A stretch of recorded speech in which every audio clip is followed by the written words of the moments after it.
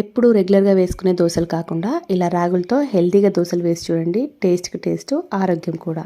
1 cup మినపప్పుకి 2.5 కప్పుల రాగులని, ఒక half cup నుంచి 3/4 కప్పు వరకు అటుకులని, 1 టీ స్పూన్కి మెంతుల్ని వేసుకొని ఒక 2-3 సార్లు మంచిగా వాష్ చేసుకొని 6 to 8 అవర్స్ నానబెట్టుకోవాలి. నానిన రాగులు మినపప్పుని మిక్సీ జార్లో కానీ గ్రైండర్లో కానీ వేసుకొని మెత్తగా గ్రైండ్ చేసుకొని తీసుకోవాలి.